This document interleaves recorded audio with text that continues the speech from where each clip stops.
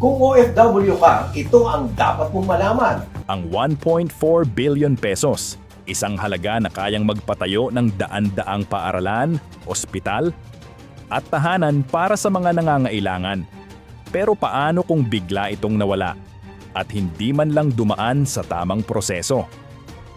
Sa gitna ng lumalalim na krisis sa tiwala ng mamamayan sa gobyerno, isang panibagong kontrobersya na naman ang lumutang. Sa sentro ng usapin, dating OWA Administrator Arnel Ignacio at ang umano'y iligal na land deal gamit ang pera ng mga overseas Filipino workers. Isa ba itong simpleng pagkukulang o malinaw na pagnanakaw sa kaban ng bayan?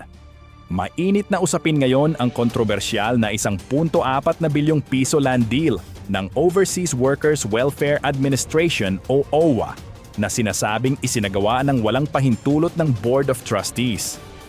Dahil dito, maraming Pilipino ang nagtatanong, isa ba itong pagnanakaw sa kaban ng bayan? Ano ang nangyari? Ayon sa mga ulat, ang dating OWA Administrator na si Arnel Ignacio ay sangkot sa pagbili ng lupa na balak gawing halfway house o dormitory para sa mga OFWs malapit sa Ninoy Aquino International Airport Terminal 1. Bagamat maganda ang layunin, lumabas na hindi ito dumaan sa tamang proseso at hindi aprobado ng OWA Board na isang malinaw na paglabag sa mga regulasyon ng gobyerno. Paglabag ba ito sa batas? Kung mapapatunayan na ginamit ang pondo ng OWA nang walang tamang pahintulot at may halong panlilinlang, ito ay maaaring ituring na pagnanakaw sa kaban ng bayan.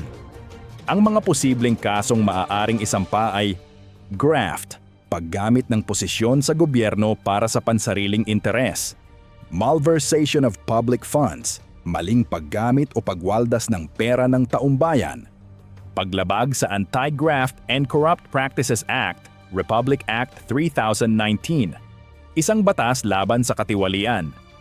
Ngunit mahalaga ring tandaan na hindi pa ito pinal. Kailangan pa rin ng masusing investigasyon at due process para malaman kung may sala ba talaga at kung sino ang dapat managot. Maibabalik pa ba ang pera? May pag-asa pang maibalik ang pera ng bayan kung mapatunayan ang kapabayaan o katiwalian.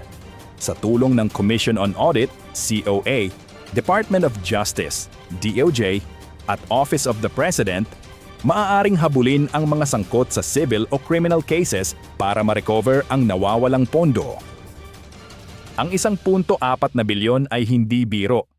Galing ito sa kontribusyon ng mga OFW, mga bayaning nagtatrabaho sa ibang bansa para sa kanilang pamilya at para sa ekonomiya ng bansa.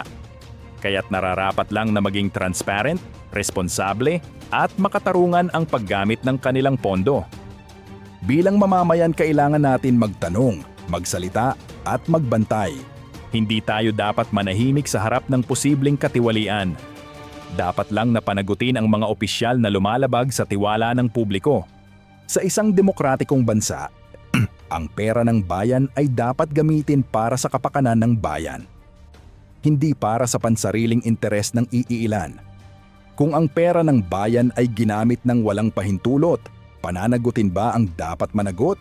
O mauulit na naman ang parehong kwento ng kalimot at kawalang hustisya? Ang hamon ngayon ay hindi lang sa mga ahensyang nag-iimbestiga, kundi sa ating lahat bilang mamamayan. Magbantay, magsalita, at huwag hayaang mawala sa limot ang bawat sentimong dapat ay para sa tao. Dahil sa dulo, ang kaban ng bayan ay kaban nating lahat. Gusto mo rin bang marinig ang boses mo sa isyong ito? I-share ang iyong opinyon sa comment section sa ibaba. Dahil ang bawat komento ay mahalaga sa laban para sa transparency at hustisya. Kung nagustuhan mo ang vlog na ito, huwag kalimutang i-like at i-share para mas marami pa ang ma-inform. At para sa mas marami pang kwento ng katotohanan, katarungan at kaalaman. Mag-subscribe na. I-follow mo ang vlog na ito para hindi mahuli sa mga susunod na update. Dahil ang tunay na lakas ng bayan ay nasa mamamayang mulat at mapagmatyag.